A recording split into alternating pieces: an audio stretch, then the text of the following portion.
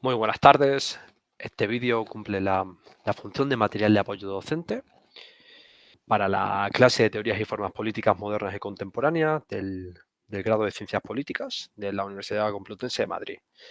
Corresponde a la propuesta docente denominada Hoguera de Teoría Política, y en este caso la sesión cuarta, denominada Hegemonía, Revolución y Manifiestos en España. En esta sesión analizamos en clase el texto de García Linera, que tiene como título Tiempos salvajes a 100 años de la Revolución Soviética, que es un capítulo correspondiente al libro que tengo por aquí, que es editado por Juan Andrade y Fernando Hernández Sánchez, denominado 1917, La Revolución Rusa 100 años después, que incluye de diversos capítulos, aprovechando el 100 aniversario de la Revolución Rusa, que es un libro altamente recomendable, con capítulos muy diversos, un libro relativamente extenso, y que se puede ir trabajando por capítulos en función de los intereses y que aprovecho para recomendar, por supuesto. Bueno, vamos al textito. En primer lugar, ¿qué se pregunta el autor? El autor parte de una... Hay una pregunta todo el rato, ¿no? ¿Qué significa esto de la revolución? ¿Qué es la revolución? Es un trabajo conceptual sobre esta idea, ¿no? En especial se va a preguntar cómo es el tiempo político en el periodo revolucionario. García Linera, vamos a empezar por el tiempo de la revolución, ¿no? Sitúa la revolución en una temporalidad futura. La revolución es aspiracional, donde el presente se convierte en pasado. La revolución ya sitúa el horizonte lo acerca, es utopía, porque abre lo posible. ¿Cómo lo hace? Democratizando al sujeto con capacidad de acción. Se produce una distribución de la agencia, de la posibilidad de acción política. Así la revolución permite mayor capacidad de acción política a las masas. Está pensado sobre todo en clave marxista, es pensador también de las clases sociales, ¿no? Pero una cita aquí puede ser interesante. Dice García Linera: la revolución se da la siguiente situación: colectividad social en estado de fusión, es decir, en estado de democracia absoluta, o sea, como clase-nación. Será muy importante la creencia y las ideas. Cumple un papel de motor de la acción política, de tal manera que hace falta una difusión de las ideas previas, y una necesidad incluso de radicalización, en especial de esos sujetos subalternos. De tal manera que se produzcan niveles de adhesión de identidad muy elevados, que permita la idea incluso de sacrificio por la causa, ya que el momento revolucionario es el momento de derroche de generosidad, de todos son mis hermanos, ¿no? De un momento de esfuerzo humano. La revolución, en estas ideas hay múltiples tendencias ideológicas durante el proceso de desarrollo, ¿no? Los múltiples ejemplos revolucionarios lo podemos ver bien, por supuesto. Pero a lo largo de la revolución también se va reduciendo la pluralidad. En cierta manera, García Linera acaba, digamos, dicotomizando, ¿no? Y polarizando. También está muy presente en Antonio Gramsci. Esta dicotomía claramente será lo revolucionario frente a lo contrarrevolucionario. La revolución en sí misma también es un significante. Es una palabra que condensa, que simplifica el campo político, que puede convertirse en intermediaria privilegiada y portadora de las nociones de transformación política. Cita a García Linera para abrir otro punto que también es determinante. La revolución entendida como ese hecho político-militar de las masas que toman por asalto el poder político. Esa insurrección armada que demuele el viejo Estado y levanta el nuevo orden político. Y la revolución como ese hecho político-militar.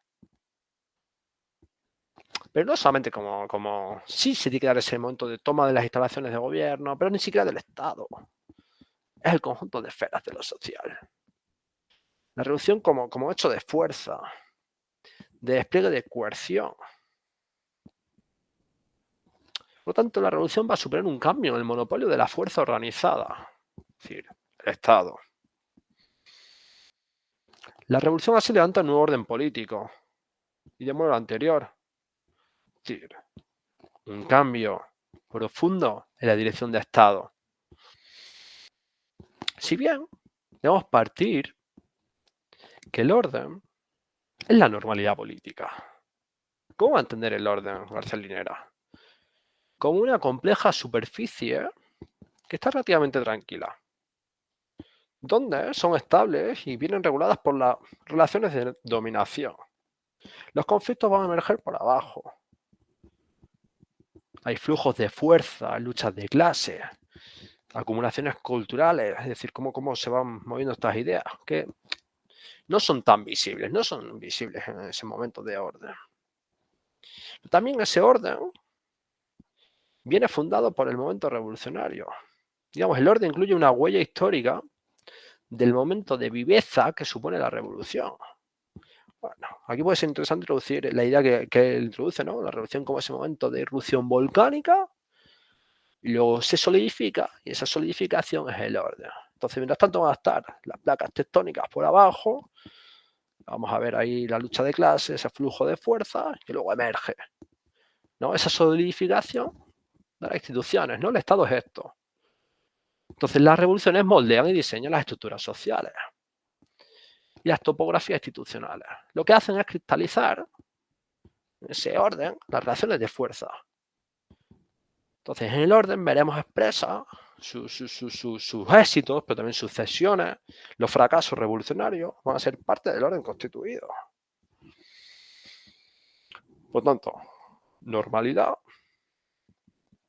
Entonces, revolución como momento concreto, excepcional. Ese suelo magmático solidificado que se resquebraja, que los temblores se generalizan, incluso pueden romper la superficie. Acelera el tiempo político. Señala lo siguiente García Linera, es como si el espacio-tiempo se comprimiera y lo que antes requería décadas y extensos territorios dilatados, ahora se condensa a un solo día y a un mismo lugar, de manera simultánea en toda la geografía social. ¿Por qué? Porque emergen esas fuerzas interiores, esa lava volcánica, que visibiliza todo lo que estaba ocurriendo. Y creas nuevas cosas también. No solamente es lo que ocurría, emerge, es creativa. Es decir, hay una organización previa. Es un momento plebeyo. Para García Linera, la revolución como momento plebeyo. Esta será una de sus tesis fundamentales. La idea que algo así como que la sociedad se construye a sí misma, donde no hay externalidades ni posibles sustitutos.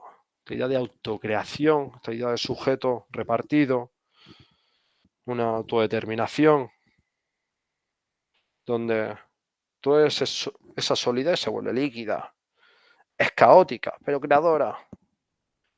Es desorganizada, pero también organizada a su manera. Por lo tanto, va a necesitar también de dirección y orientación de todos esos grupos en disputa.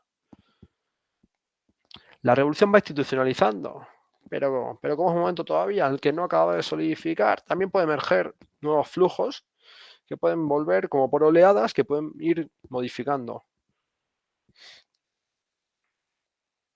En concreto, también piensa la Revolución Soviética, ¿no? Que es digamos, es el caso que él le sirve para conceptualizar. Para que veamos también la trascendencia, ¿no? que él dota al momento revolucionario. Y por supuesto aquí la Revolución Rusa. Dice la Revolución Rusa lo siguiente. Cuando utiliza la denominación Revolución Soviética y dice, la Revolución Soviética de 1917 es el acontecimiento político más importante del siglo XX. ¿Por qué? Porque constituye un sentido de la historia. Es decir, convierte el socialismo como un referente político-moral de la plebe para la acción, un referente para la acción, es decir, las plebes de todo, para él es un concepto, es un fenómeno universal. Las plebes de todo el mundo obtienen un referente que les puede llevar a la acción política, a la transformación política. Vamos a acabar con esta idea. La revolución es por excelencia una intensa guerra de posiciones. Es decir, vemos aquí Gramsci a los mandos. Y a la vez una concentrada guerra de movimientos ideológico-políticos. Momento en el que se da dualidad de poderes. en esa idea de fijación de posiciones en una guerra de movimiento, pero hay momentos de concentración que divide el campo en dos, donde o se produce una derrota militar en uno de los dos ejes en disputa, de los dos campos en disputa, digamos, abdica. Digamos, este es el momento que él denomina el momento leninista. Es el momento que dirime la idea de Estado, la unicidad del poder de Estado. Este momento se tiene que dar. Es decir, los bloques en disputa les debe corresponder una voluntad de poder que implica reclamar la unicidad de este poder y el monopolio del poder de Estado. Digamos, aquí todo lo que antes era complejo, una sección del Estado con más elementos, aquí, digamos, vuelve a la sección mínima, a la sección, digamos, arcaica, ¿no? Como Estado, como violencia organizada, ¿no? Dice lo siguiente a este respecto. Revolución como ese momento, revolución en esta fase de momento leninista, diríamos, en el que los discursos emudecen, las habilidades sociales se repliegan y las querellas por los símbolos unificados se opacan. Lo único que queda en el campo de batalla llano es el despliegue desnudo de fuerza para dirimir de una vez por todas el monopolio territorial de la coerción y el monopolio nacional de la legitimidad. Por lo tanto, una vez que eso sucede, hay una nueva, se puede dar lugar a una nueva fase de hegemonía, en el que el sector, digamos, que obtiene esta victoria, esta obtención del monopolio, trata de debilitar las organizaciones de la sociedad civil, incorporar banderas de lo derrotado para realmente ser hegemónica, incluso, digamos, cooptar cuadros, reclutar a lo derrotado. Esto porque hay una vocación de instituirse de manera duradera, luego solidificar. Por supuesto, este momento leninista, este momento de creación de un nuevo régimen, estas fases iniciales sobre todo, es una concentración del poder que va a afectar a las estructuras populares, que diríamos en ese momento plebeyo de la calle, ese momento de acumulación de fuerza, y que luego emergen, pues aquí pierden esa relevancia. Entonces el curso revolucionario va a depender de esto, ¿no? De concentración del poder frente a eso contrarrevolucionario, ¿no? Esas clases, él denomina, ¿no? Esas clases dominantes que reaccionan y que van a tener ese momento jacobino del golpe de Estado, de ir con todo, digamos. También de desconcentración frente a esas clases que emergen como sujeto político. Nos quedaremos así con la idea de que la revolución como un momento gramsciano, acumulación de fuerza, revolución cultural previa y mientras tanto un momento social, pero que es un momento leninista, sin esa voluntad y esa concentración del poder, es una revolución fallida. Lo mismo si solamente nos quedáramos con el momento de la toma del poder. Si no hay ese cambio, esa radicalización previa, no podemos hablar de revolución, no hay esa transformación. Debe haber un triunfo político, cultural y moral en la revolución. Bueno, esto serían algunas de las ideas que entiendo interesantes para pensar el concepto de revolución con Álvaro García Linera. Así que espero que os pueda ser de utilidad.